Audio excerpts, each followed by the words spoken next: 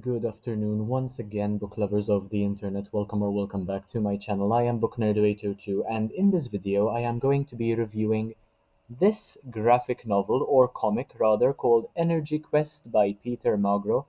Now, this one I have already read, and you will be able to find a review of this on my channel from about a year ago now, and I highly recommend this series. Peter Magro is a writer and an artist from my own country of Malta, and at some point he even used to be my younger brother's art teacher, or something along those lines anyway.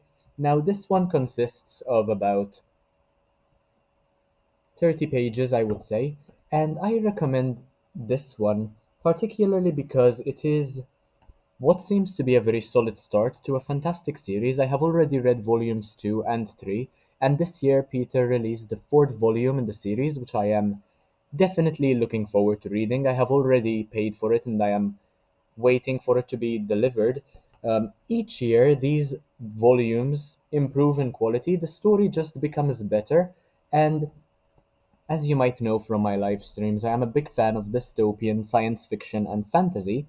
This has to do with dystopian and science fiction as well, what with artificial intelligence taking over the world after humanity is gone. And we don't yet know how humanity was completely annihilated from the face of the earth. But anyway, it's about this lovely teddy bear here. In our case, he is called Zero to my knowledge, and in fact, he even has a home which was destroyed by a hive mind also controlled by AI, which looks for items or toys like Zero to completely drain them from their energy. It is essentially a story about survival and about maintaining your own individuality rather than succumbing to a hive mind, to forming part of a whole which doesn't necessarily care for you as an individual, but rather needs you to feed itself and to grow bigger to take over the world. But apparently, we're not meant to consider it as some form of virus. After all, humanity was the same before artificial intelligence took over. This also takes the form of a warning for the future of humanity and perhaps what we should be aware of when it comes to um, destroying so many lives and nature, I guess. And before we end up relying too much on energy, on fuel, and no longer prioritizing nature as much. It is a very, very quick read, very fast paced as well. Basically, Zero is bullied by this hive mind creature throughout the story, and yet he manages to survive. He goes through quite a lot. He consistently has to repair himself because he is damaged all the time, and he has to consistently keep himself charged as well, otherwise, he will die. His movements are very human like. He is basically um, a reminder that humanity once roamed the earth, but so is the hive mind. The difference is that the hive mind has negative intentions, whilst Zero prioritizes autonomy over somebody who is completely in charge of you, over authority. And it is a very important distinction to make as well. The art is absolutely phenomenal. I did not expect this to be in full color, so much happening at the same time. Needless to say, there isn't much text because the art shows precisely, indicates exactly what is going on.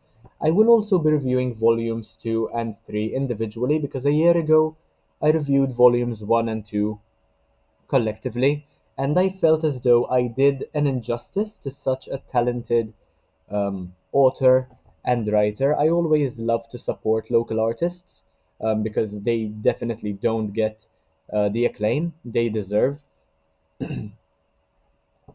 The first couple of pages are mostly in black and white, with some of the panels filled in different colors, a bit of a prologue with regard to how Zero formed part of the picture. The story is then contextualized And towards the end, Zero manages to escape from the hive mind, and the story will continue all the way from there. But unfortunately, Zero lost his home already, so it is definitely a story with the themes of loss and destruction and forming part of a whole rather than maintaining your identity, which are very, very important themes to consider, especially in this day and age. This doesn't seem like too far of a future if the world continues to develop in the way it has been these past couple of months, especially.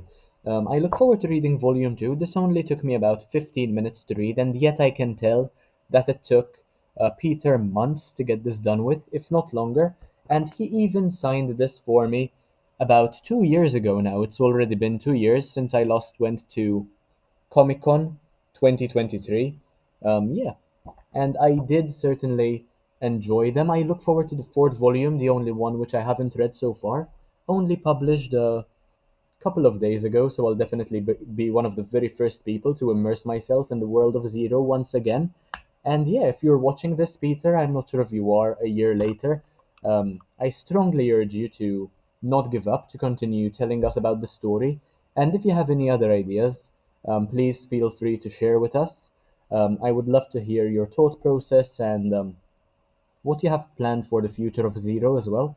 I will definitely be telling you more about the story once I'm done with the fourth volume and giving you some, well, feedback as well, I suppose, some constructive criticism. I am very supportive of local artists, and I think that they do so much phenomenal work. I did not go to Comic Con this year because it clashed with the Book Festival of 2025, and I decided to prioritize that over the Comic Con. I did not hear many great things about the Comic Con, unfortunately, but I wasn't there, so I can't really say.